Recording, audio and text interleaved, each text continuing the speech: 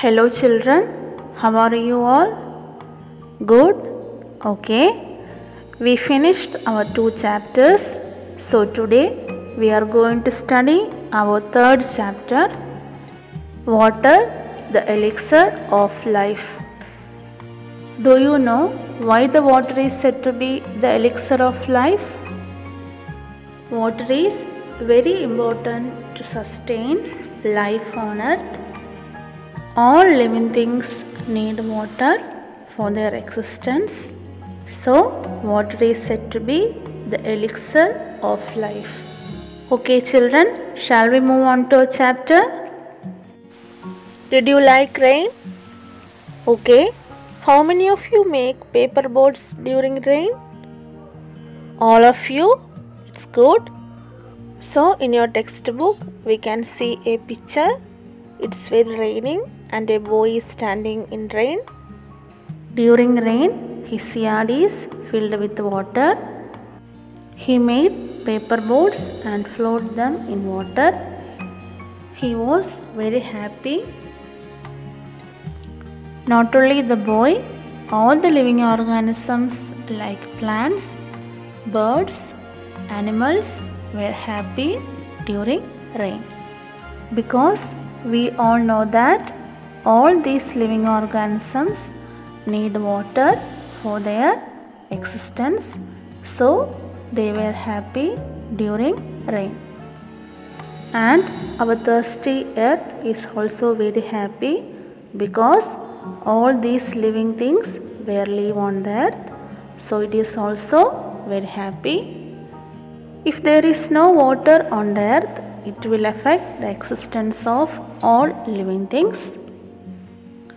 About 71% of our earth is filled with water. So during rain, our earth is also very happy. Okay children, did you understand? Shall we move on to the next topic?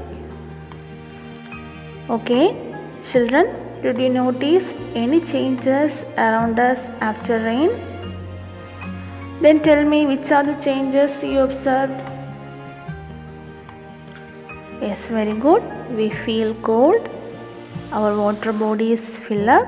Then, yes, plants and trees begin to grow. Okay, then let's look the changes that happens during rain. We feel cold. Water bodies like wells, canals, ponds, rivers, etc. fill up. Grass sprouts in the yard. Sprouts means begins to grow. Grass is where begins to grow in the yard. Plants and trees sprout. Plants and trees begins to grow. Cultivation begins. Pits and lowlands fill with water. Pits means small holes. Small holes and lowlands fill with water. Soil drains away with rainwater and flies rise from the soil. So children, these are the changes that happens after rain. So all the living organisms of nature like plants, animals and human beings depend on the rain. If there is no rain for a longer period of time, it will affect the life of all living things.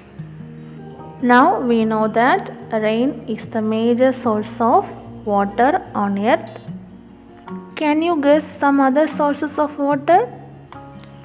Yes, very good. Well, pond, yes, lakes, canals, rivers, and from lagoons we get water. Did you know what are lagoons? Lagoons are small water bodies that are separated from large water bodies like sea or ocean. Commonly, lagoons are seen in coastal areas. So, from all these sources, we get water. Okay, children, I think all of you understand. Now, I am going to give you an activity. Write any 5 uses of water. Will you do it? All of you must read your textbook. It's time for winding up today's section. Thank you.